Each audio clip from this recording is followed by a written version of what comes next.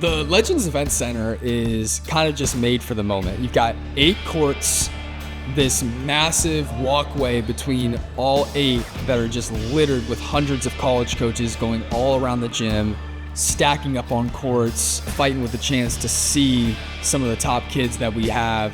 The presentation is unreal. So the brackets are set heading into Bryan, Texas. This is the last weekend. This is the last weekend to win a championship. This is the last weekend at the 17 level to get seen by these college coaches. This is it. Win or go home. Every game you've played in the spring and in the first session in Richmond has led to this moment of the bracket. It's a great environment for the players, college coaches everywhere. I've probably done seen about 500 coaches in and out, NBA scouts, coaches from Kansas, North Carolina. I've seen Houston head coach, Hubert Davis been here, Wichita State, TCU. I mean, every school in the country, I've seen them. Really representation from every Power 4 conference around the country. I mean, for a NXTPRO team, right, like throughout the spring, everything leads up to these 2 dates in July. You want to be one of the 16 teams at 15, 16, or 17U that hears your name called come selection showtime. And again, those NXTPRO teams did that by playing their way into this position, going through the gauntlet, doing things the right way, and winning a ton of games in the spring. I think the best way I can describe the NXTPRO League is you have the PRO16 side and you have the NXTPRO side, which is like 2 divisions within the same league. Now, what's different with NXTPRO versus other circuits out there is that there's a lot of crossover potential for the NXTPRO teams. As you kind of rise the ranks to the NXTPRO side, if you're in that top tier of it, you have the opportunity to play PRO16 teams. The finals, they take the top 16 PRO16 and the top 16 NXT, which is different than any other circuit out there, and they put them in a big 32-team bracket. The first round matchup in every single age group is PRO16 versus NXTPRO. Coming into bracket play, college coaches have a certain expectation of who's going to make a deep run. Everyone thought Grand Park would be there. They were undefeated for most of the season. Everyone expected AAO to make a run with the Placide twins, Aiden Conister, 8 players that are going to go on to play at the Division I level. Teams like TME, who have 3 arguably top 150 players and one that's right on the cusp of the top 10. Everyone wants to see who's going to be the 2025 PRO16 champion.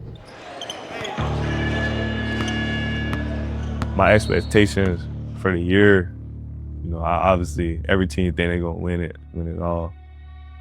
But I thought we had a good chance at winning it. Tony Bryan, no denying the talent or the skill level there for him. He's going to have just about his choice of where ultimately he goes to school. Some schools that I've been talking to more recently, Coach Gates from Missouri, Coach Hubert from North Carolina. I've been talking to all the Michigan coaches, USC, Arizona, NC State. There's been quite a few.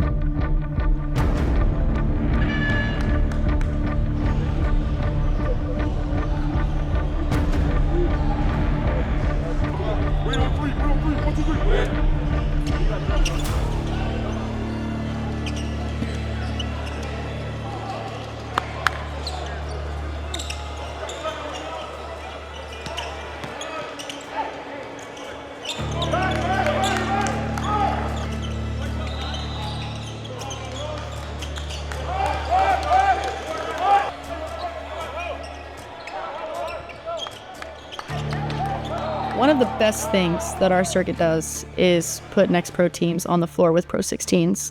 Players show up to that event knowing there might be college coaches in attendance, but when you get to play on those prime courts with the PRO16s, it's a whole different world. So I've always preached that all it takes is one game, all it takes is one coach. If you're a NXTPRO team and you're matched up with the PRO16, those coaches might not be there for you to begin with, but when you're on the floor, they have no choice but to watch. So we've seen firsthand some of those NXTPRO teams take full advantage of that and pick up offers that they may not have even thought were an option before they came into that event.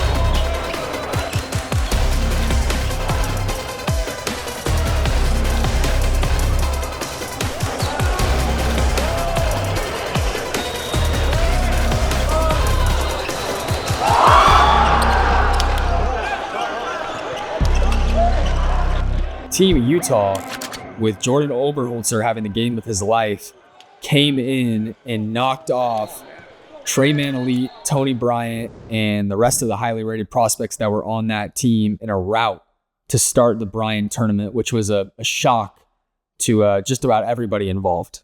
I think Jordan specifically, he's a guy that has been really impactful on the NXTPRO side for a very long time on the circuit. He finally got his shot in front of anybody and everybody to show what he could do, and he took full advantage of it.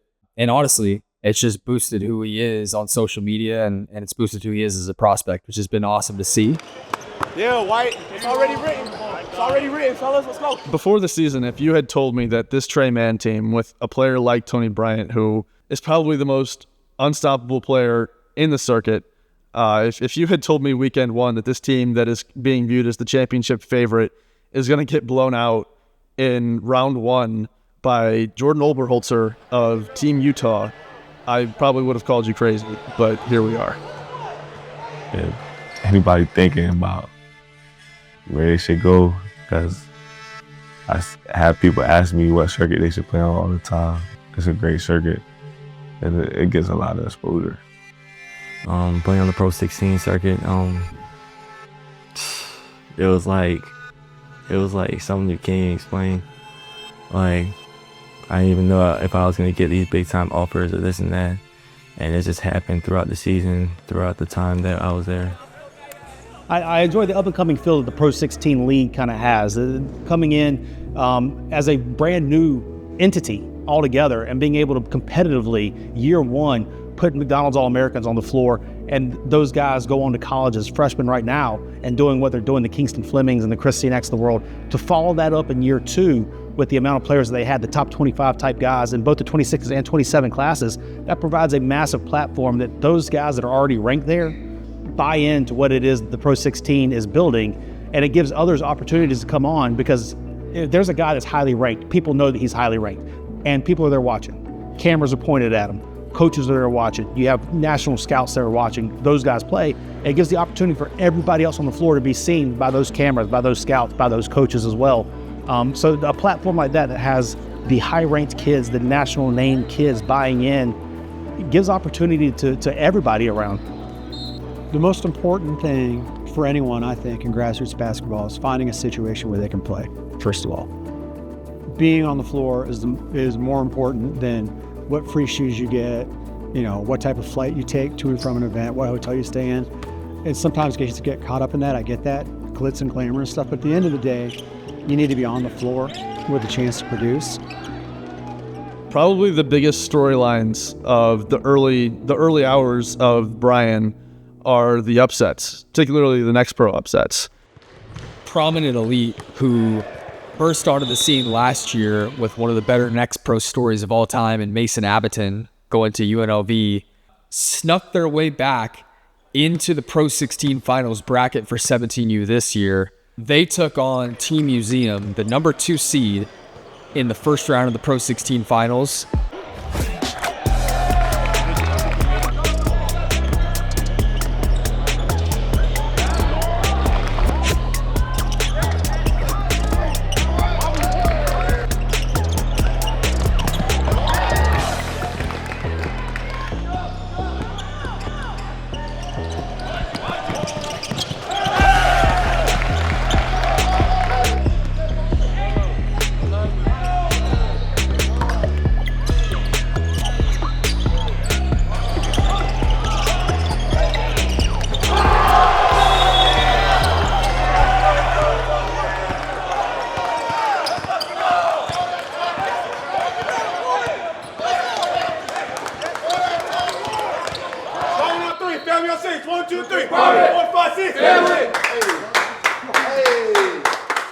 Prominent Elite just doing it once again. Consistently been one of the best NXTPRO programs that we have.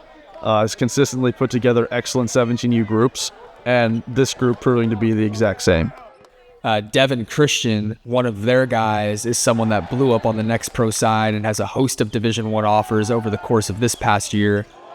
And a team like Prominent really just highlights why even through the grind of the spring and the tournaments that are being played, and maybe some of those events where you're not playing in front of this many D1 coaches, those games still matter so much because it allows a team like Prominent Elite to have this opportunity now where they went out, they earned it with their play, with the amount of games that they won. That's the reason that they're on this stage now, and that's the reason that Devon Christian is getting the chance to play in front of all these D1 coaches and get all these D1 offers, and that can change your life forever. I mean, it's changed a lot of kids' lives already to this point. Just, again, the opportunities are there for the teams that earn them.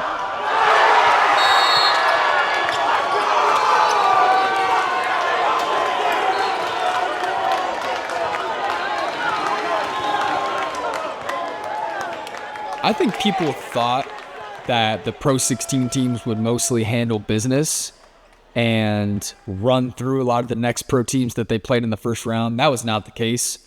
Not only did a lot of the next pro teams give those Pro 16 groups a run for their money, but a couple of them took advantage and advanced to the next round with a couple of stunning upsets. This is why you come to these live events if you're, maybe not a D1 player, maybe you're not playing on a Pro 16 team. You want to get the same experience and you want to play in the same environment. So we're doing everything we can to help provide that. This is the final event of the Pro 16 season, and it's really kind of a fun one to cap it off in Bryan, Texas. Final tournament, we're going into Bryan, and it's just, I feel like it was one of the most nervous I've been this whole time, So first game we played West Virginia Gold. We ended up playing them last year 2 times. In both games, it came down to the wire. So they already know who we are, and we know who they are. We all knew it was just about winning. It was all about, just being locked in defensively and just playing connected basketball offensively. Now J-Rob Croy wasn't with them in the first part of the season, was dealing with some injuries, but has now made his way onto the team, and he's made a huge difference. J-Rob Croy from downtown, he drills it. Now J-Rob, right at the volleyball line, now driving inside, lobbing it up to Irving, and Irving throwing it down again. Sterling the basketball off of 1 foot, and it's just unfair. Sterling, can it be? It can. And already a lot of points for Joe Sterling. 3 threes from him. We've yet to see him miss. J-Rob Croy and Joe Sterling, the sharpshooters of this CPSA team. And Joe Sterling, that's ridiculous. Off of one leg from the screen, fading away, and he makes it look routine. Joe Sterling, one of the best, if not the best shooter in the entire country right now. Show me the money, Joe Sterling. West Virginia Gold, they're playing defense. It's just that CPSA can't miss. CPSA, I'm running out of ways to describe and celebrate a three-pointer. Sterling, I just don't know what you're supposed to do. Now quickly down the other way. J-Rob Croy from downtown, he drills it. And with that, 79-52 is the final. CPSA, a commanding victory for them, and they move on to the Sweet 16. One down. That's a dub. I can't do the dub yet. One thing I keep preaching about Pro 16, it gives you a chance to be in the play-in. Richmond, maybe before Richmond, we kind of said they was the hottest team in the country. No, Richmond was like, they're the hottest team in the country.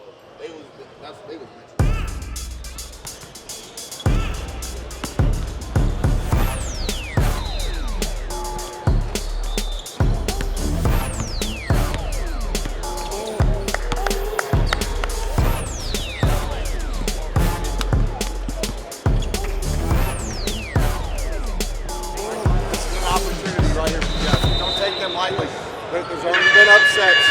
Don't take them lightly. Everybody's here for a reason.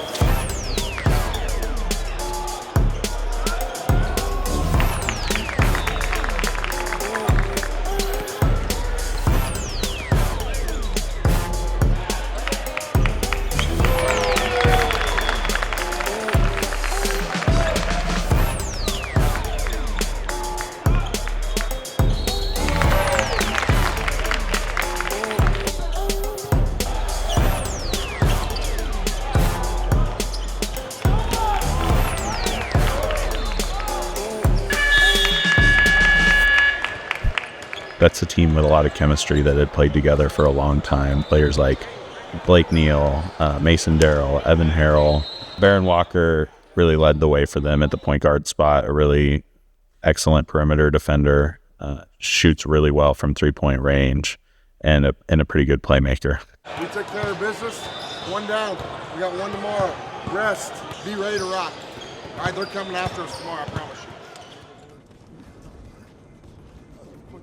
It's the Legend Event Center in Bryan, Texas, and it is home to the Pro 16 Finals. And as the billboard says, as you drive into Bryan, the road ends here. There just was a different type of energy and buzz that I think everybody that was in the gym felt when the matchup became official that it was going to be Grand Park Premier and Team CPSA in the Sweet 16. We knew that Grand Park was next. We knew that from the beginning. We'd have to face them second round. And we knew we were both going to win. Like, this is written in the stars, you know what I mean? We knew that we were going to have to play them. You knew, okay, like, this is the game. Like, we weren't backing down from anything. And, yeah, we watched film of those previous games. So, yeah, we were locked into that game the whole time. They're the number 1 seed, the best team in the league. And if we have the chance to beat them, that means we can go all the way. Grand Park Premier on one hand, the best team through and through in 17U all year for us. CPSA, not the best team, but definitely the hottest team.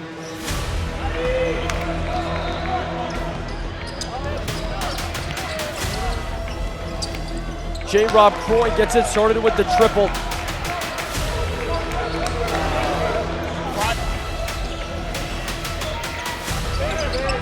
Now that's Sterling with it. Sterling inside the fadeaway, got it. He has been so good, and he continues to only get hotter. Now back to Baron Walker, driving inside. Irving gets lost, they kick it out. Now it's Noah Smith for the three, he gets it. We're all tied at 5. Josh Irving for the long 2. He's been knocking down shots more and more as the season's gone on. He initially struggled from that three-point line and stepping out. Now it's a comfortable shot for him, and it's just another exterior weapon. J-Rob, another transition 3. He's got it. Noah Smith inside of the corner jumper, and it's good. Baron Walker, contested triple, no problem. Both teams just trading blows, and it's still a 9-point lead for CPSA. And Joe Sterling is a sick man. Are you kidding me? Joe Sterling is playing out of his mind right now, looking like he's the best player in the gym, showing that to college coaches. Sterling has a lane, he'll hit the floater.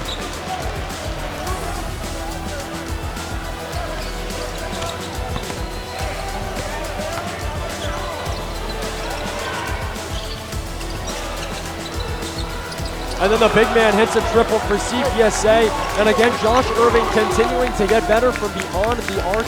That really could be the missing piece for CPSA.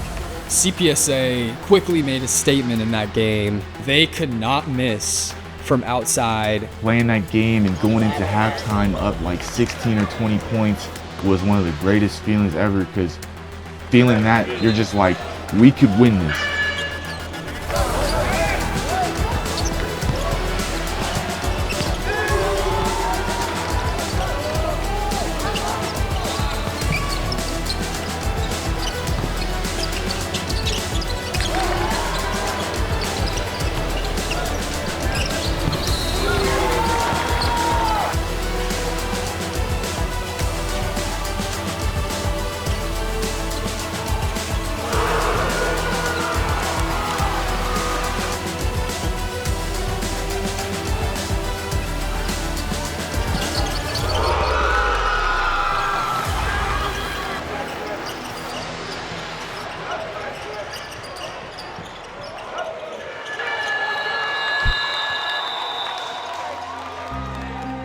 We came out ready to go. We were playing well. Unfortunately, the second half we didn't play great, but we did what was needed to win the game. It was scary hours for them, but they held on and moved on to the Elite Eight in a true statement win for that group. Yes, sir!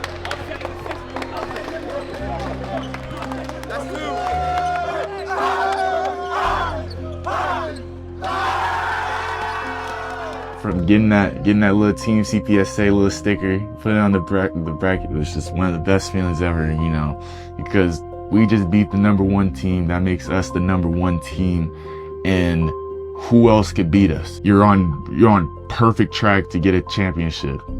Not only was, you know, winning that second round playoff matchup against Grand Park just huge just for that reason, it was also just a big achievement for me personally, finally beating them and getting over that hump.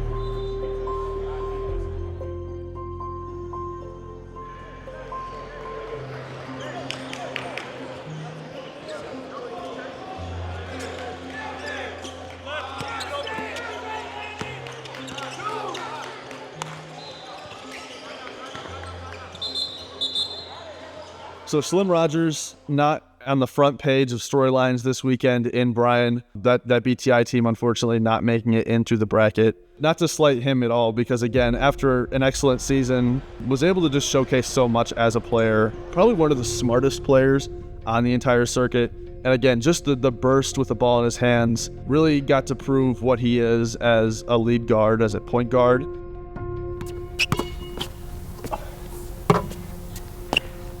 Our season should have been better, for sure.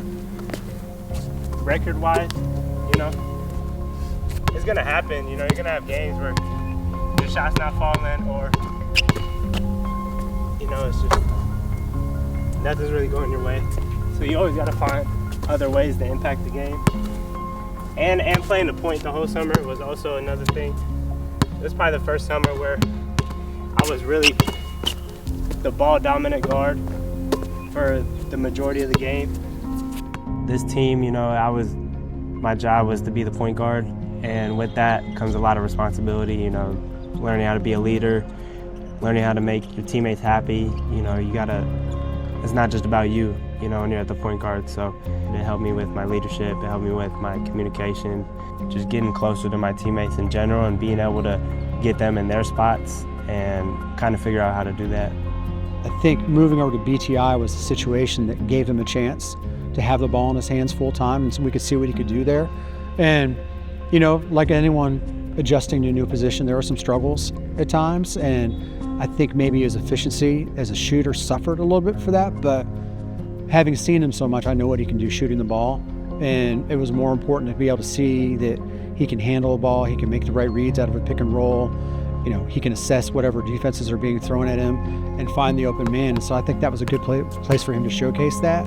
And what he did doing that, to me, outweighed anything with maybe some up and down shooting performances, because I know that he can shoot the ball. The BTI team that I was with this year, you know, we didn't have like the top 10 players in the country, you know, but I think our team was built very well. You know, each person played a great role on the team. And I think seeing my teammates succeed this summer, it was also great seeing that. Well, after Wichita, you know, I had a great weekend. You know, it was a little, like, you know, coaches, they go back, they talk it over with their teams, but like, once I got back home, I got a couple calls, and I think I got 2 offers in one day. You know, it was definitely a great feeling. During the live periods, you know, this summer, one school that was really on me was Stanford. I set up my visits, and Stanford was my first visit I set up. I chose Stanford, so I think when I committed, you know, seeing how excited the coaching staff was and kind of just like the environment, it was really amazing, and I think I made the great decision.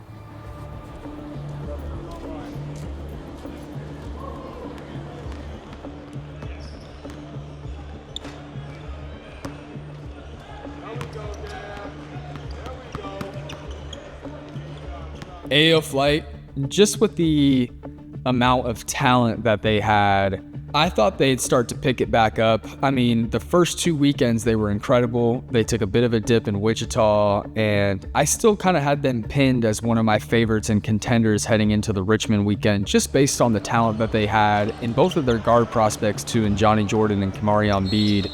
Their recruitments were picking up pretty significantly, and so you match that with the front court that they had, the Placide twins and Aiden Chronister. It's a pretty good starting five. It's probably the best starting five that the Pro 16 League had on paper last year. Another really fun early round game, I believe it was in the second round, is AO Flight versus One Family.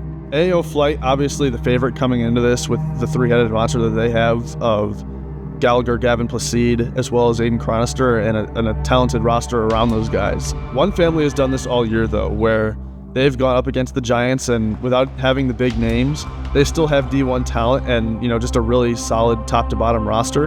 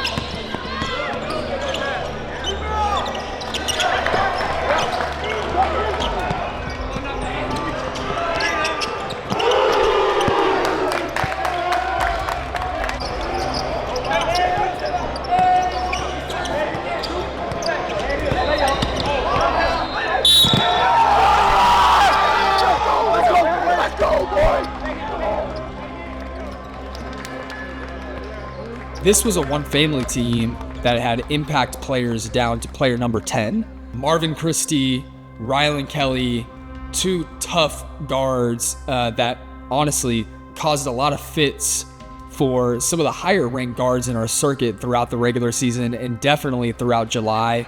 And this is another example of a team getting hot at the right time. They're a storied program with us, One Family is, and so I think a little bit of pride and honor there defending what has come before them, and they ended up taking down AAO Flight in a bit of a surprise Sweet 16 upset.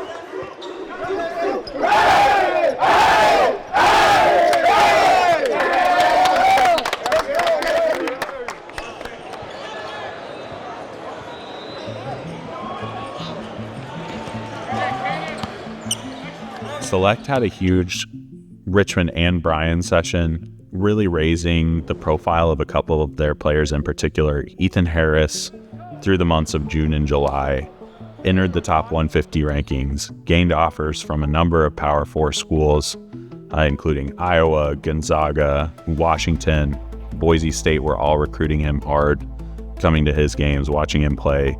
I mean, he was, by the end of July, one of the most sought-after prospects in the country. Ethan Harris had an unreal year. I think when I first saw him down in Seal Beach, he was still really putting it all together. And it wasn't until July that you can confidently say this kid burst onto the scene. But there were signs in the spring for Ethan Harris that he could potentially become a national name in the next few months. 6'8", super skilled, hyper competitive, athletic, very versatile out on the wing. He's a special prospect that truthfully now is still scratching the surface of what he can become. Jaden Garishi was an addition to their team in July. He came from a program that was playing in an independent circuit, and by the end of the month of July had offers from Colorado State and Boise State. Jemai Lake, his brother, plays at Oregon State right now, but he had a really big month of July, picked up even more interest than he already had and scored it at a really high level. So that Select team, I think what they were able to do in July really speaks to the strength of their program. Yeah, so we knew playing Select in that next round was going to be a super tight game just because how well coached they are, how well they play together. And me personally, I never beaten Select either. From the past 3 years, I've never beaten them. So I knew what they were going to be about. And we knew as a team because we played them in that first session here in LA. So we knew that it was going to be a good game, and we knew them front and back. We knew what they were going to try and do, and we knew what we were going to do and what we were supposed to do. So it was just kind of trusting in our preparation and trusting in who we are as a team and just continuing to, just do what we've been doing. Like we've been beating a lot of these really good teams past couple weekends, and we knew that we could beat anybody.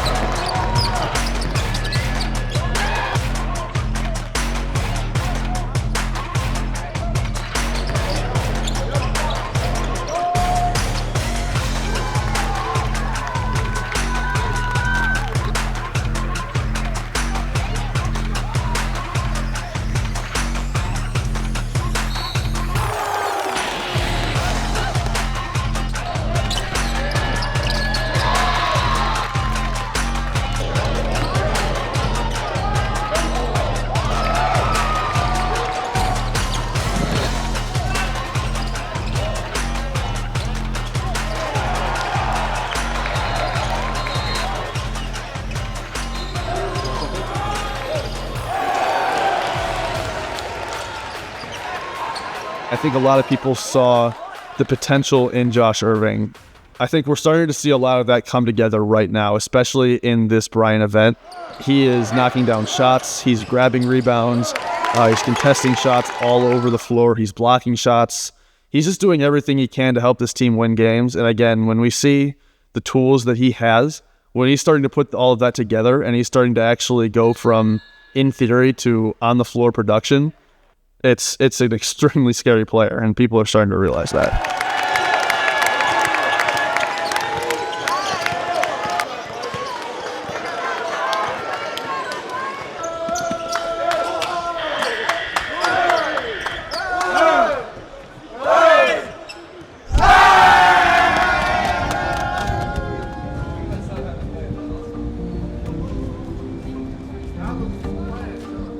Two biggest games of our lives coming up right here, and we out here in Bryan, Texas, hot as hell out here, but we got 2 more to go. This kid's been balling too. We coming for all y'all.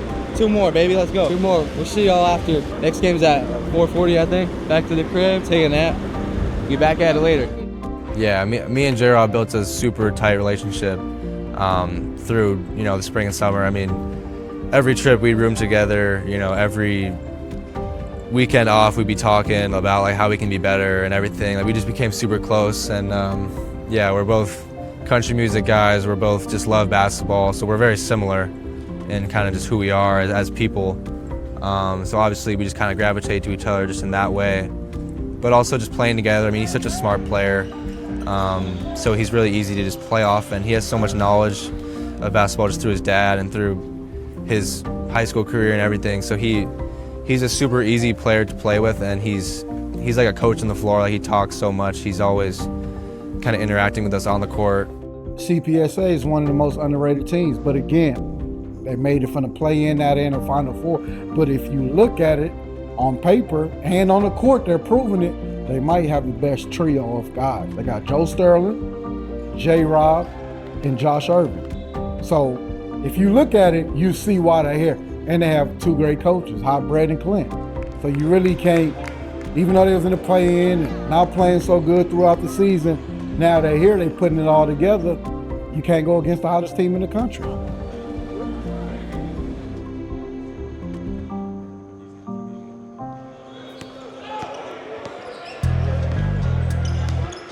The moment that brought the weekend together for me was the 15U semifinals, believe it or not. Select Basketball, one of our best programs from top to bottom, out of Idaho, and Treyman Elite, the new kids on the block that had made some major noise all year long, especially at the 15U level. Relative to age group, I think you can make a case that Treyman Elite 15U may have been the best team on the entire circuit. So it all starts with number 1 player in the country, Bamba Toure, who at 7 foot is truly a unicorn prospect just in the game of basketball. There's really very few humans like him on earth. For someone who is 15 years old to be that size and to be able to move that fluidly, handle the ball that well, have some real shooting touch, and all of that just combined with, again, the defensive instincts, the ability to run the floor, just play with a motor. What he does on the floor is truly alien-like, and there's really just no solution for most players at 15U. There's no solution for these coaches as to how you're going to slow down or stop that.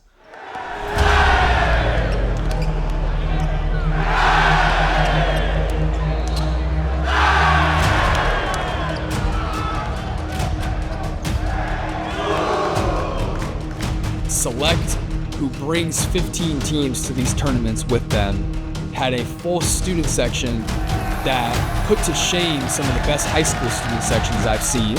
It just created one of the better atmospheres that I've ever seen, not only for a 15U game, but for one of the Pro 16 league matchups in general. Go, coach. Go, boy.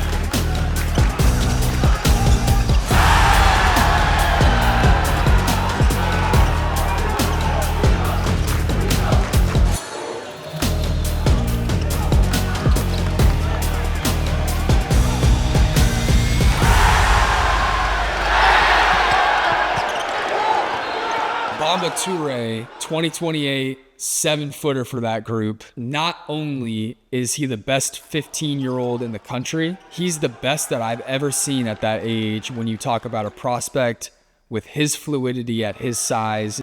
He is, in my opinion, the best prospect in the country in that class. Someone who, if things move the right way, will be a lottery pick someday. Grabbed some lobs, showed his touch in the mid-range. Had a put back that I don't think anybody saw coming, where he just grabbed it off the rim and threw it down. I think he even shot a 3. But just the versatility and the fluidity that he showed. 7'1", people are just not supposed to move like he does. At 7 foot, to be able to defensively what he's capable of, offensively with a touch, he was knocking down threes. But when you just watch him play, the unique nature of what he brings and the value of his position at the highest levels of basketball, with what he brings at rim protection, with what he brings in possibilities of stretching the floor, what he brings to the court, is really high. And if Bamba hits his top end outcome, it's massive. It's an immense upside that he brings. Trayman Elite 15U was probably the best group that we had on the circuit by far, not only on paper, but just with their dominance throughout the entire season. No one was able to match up with that TME 15U group throughout the season. They ended up 30-0. What's his name again? Bamba. I heard he just got over to the States in like September. He's a celebrity now. He's a celebrity. I seen him taking pictures. He over there like this.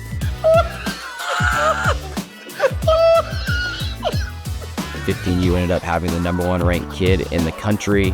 16U, I mean, every game you were playing, it's a kid that had just got offered by Tennessee or Houston or Tech, or you name it. I mean, Reese has them all, Dawson has them all, Lincoln has them all. I mean, every game it was like you were playing in a high state championship atmosphere, right?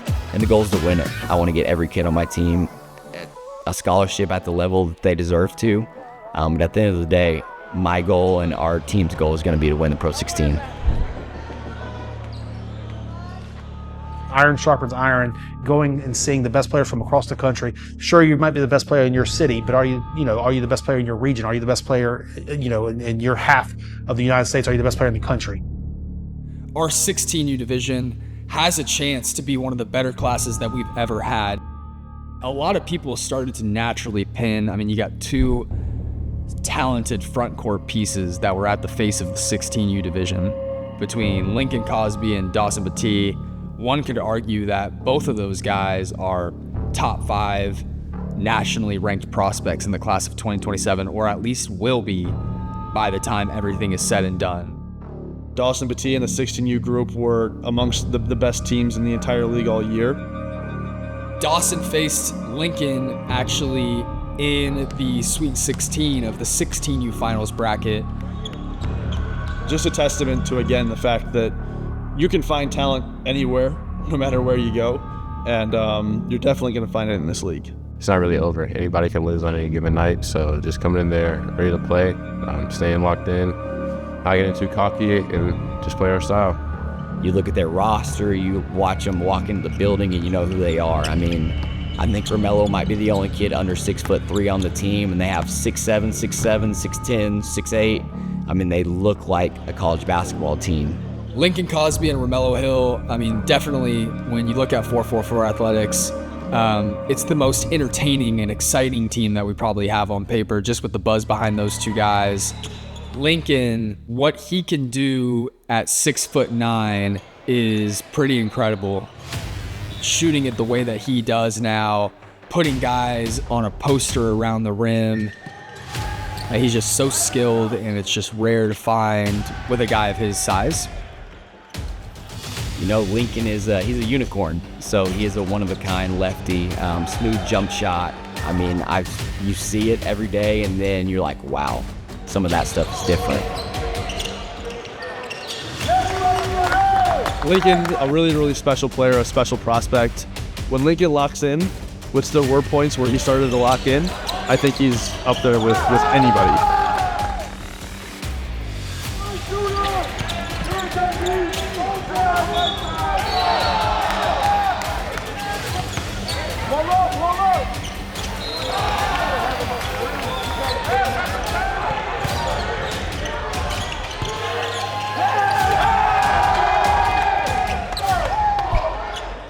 So going into it, we weren't really familiar with it, but obviously our expectations were to go in there and win it.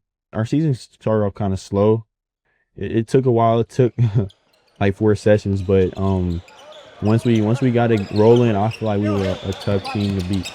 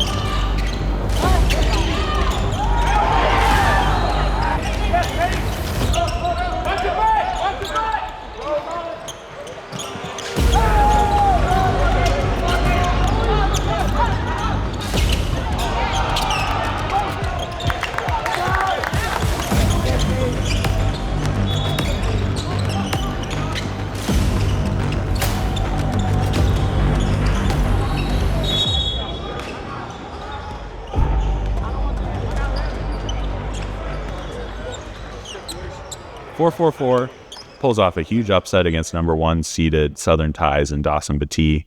Lincoln Cosby played as well as he played all season in that Bryan event. 444. Obviously, Lincoln is the head of the snake, but Braden Langston, Evan Toms, Makai Allen, Romello Hill, and just a lot of other talent on that team all coming together to pull it out. They're well coached. Lincoln is a dude. I mean, that team, they should be in every game they play.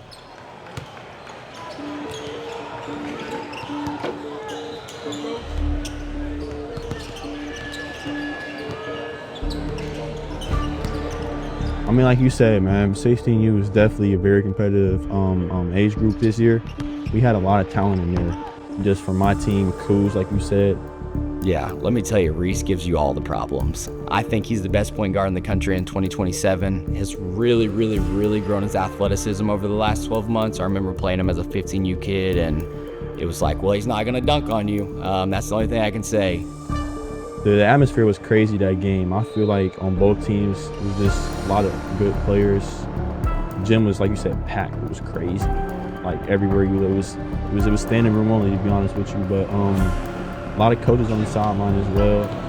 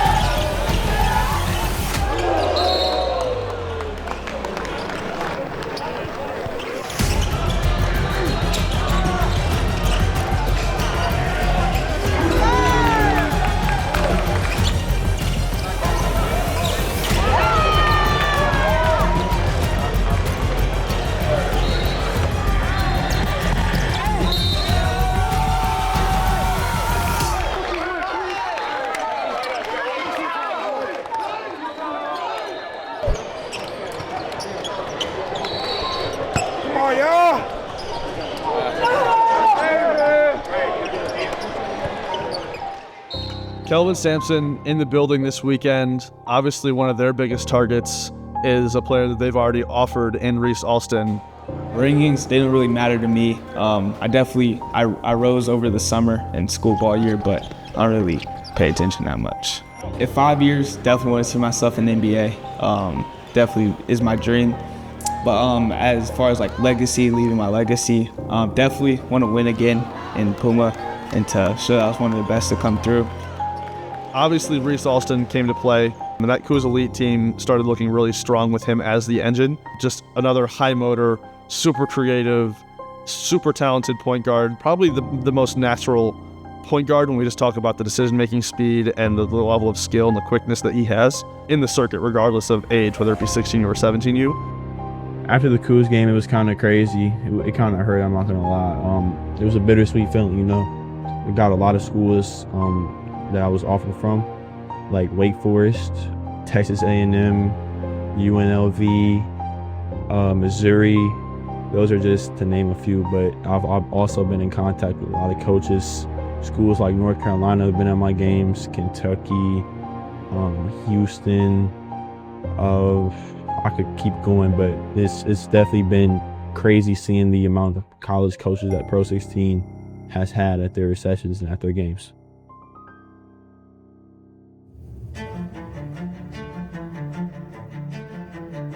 Heading into this championship game, Coos Elite to this point has just been a buzzsaw. I mean, I don't think they've played a game that has been close. I think every game has been a comfortable win or just an outright blowout.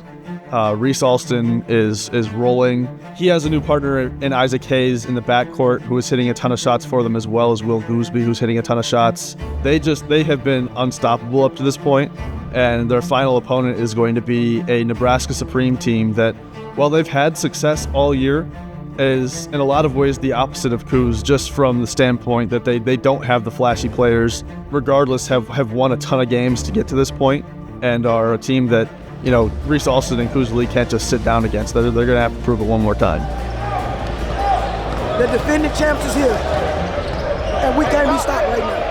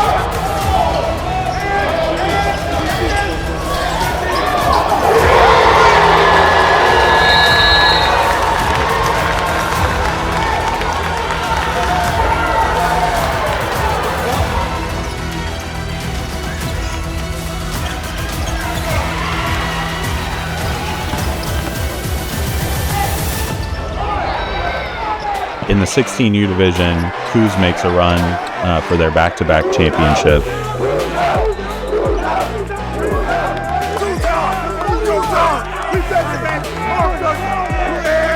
Reese Alston leads the way, proves that he's a top 20 player in the country, controls the game on both ends, does everything he needs to do.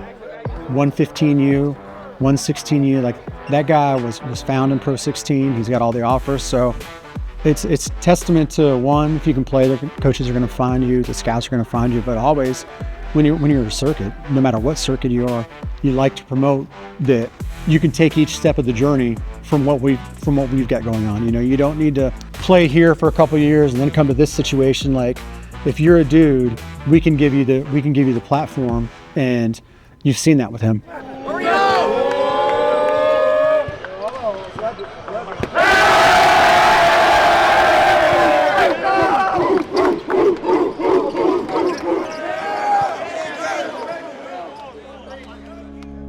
Final Four was set for 17U. We had Team CPSA, SIP United, Team Scoot, and SA Future. Final Four was a bit of a surprise at the 17U level. SA Future and Team Scoot were on one side of the bracket, and SIP versus CPSA was the other side of the bracket. I think SIP and CPSA were expected to be at that level, but both SA Future and Scoot were big surprises. I wasn't able to play, in Bryan for the finals, but I still know I had to show up for my teammates, give them support on the bench, and I feel like that's one of the reasons why we were able to make it to the Final Four. In Virginia, I think I had somebody that stepped on my ankle, and I kept playing through it, finished the game against YGC, and then that next morning I woke up with calf pain. The silver lining to it is the high major, blue blood college coaches have come to watch these top guys play, and they're already in the gym, they're in the building, they've made their plans for the day. So they're gonna stick around for the most part, and they're in the building, and now they're looking at different teams, different players. There's different eyes going everywhere. So I think that's the silver lining maybe to some of those top guys sitting, is the opportunity for others that might be a little bit more under the radar expands and increases. This year, for the biggest thing for me and my dad, I wanted to show what I could do on the court, show my talents and what I work hard every day for. And I just wanted to create my own path, and Pro16 is where I created that. My other teammates, they showed out, in Texas, making our way to the Final Four. Unfortunately, I wasn't able to play, but they played their tails off, and they were able to come up to the Final Four.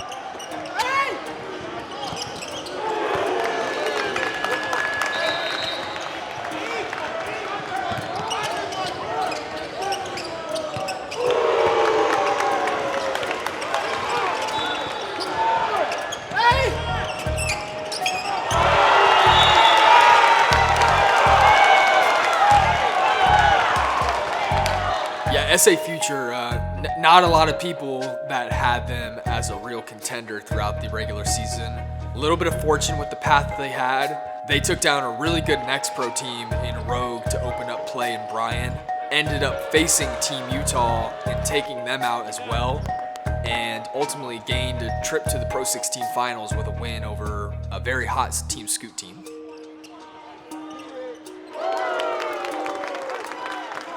They played together really since their 5th grade year, a lot of them, and so familiar with each other, have been in the trenches of AAU basketball for a while, and with their high school team. On the right night, when things started to click, they could line it up and compete with anybody.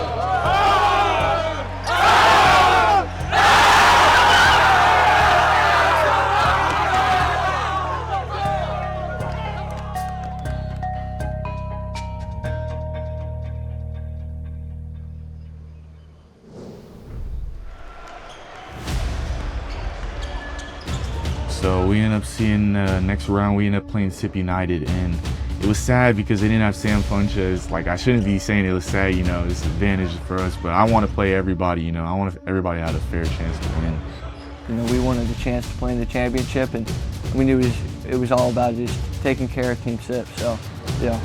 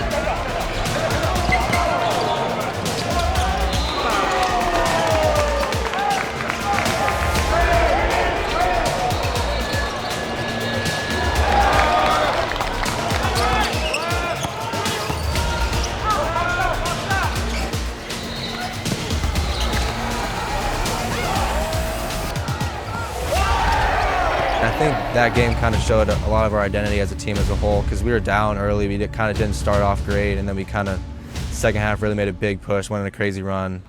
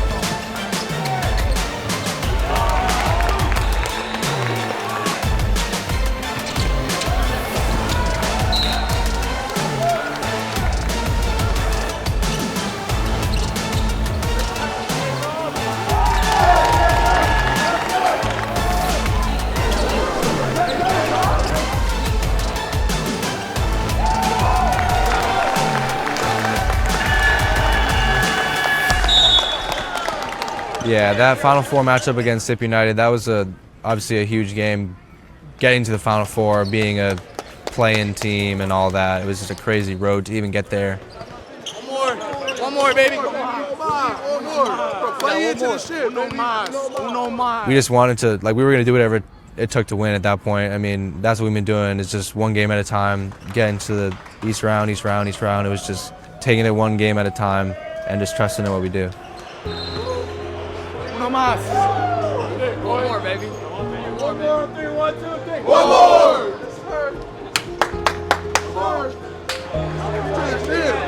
Good shit, baby. Yeah, Joe Sterling. 17 seed going all the f***ing way. 17 seed going all the way. Cinderella story. Cinderella. I came out here for business. Came out here for straight business. Mark my word, we will be ready.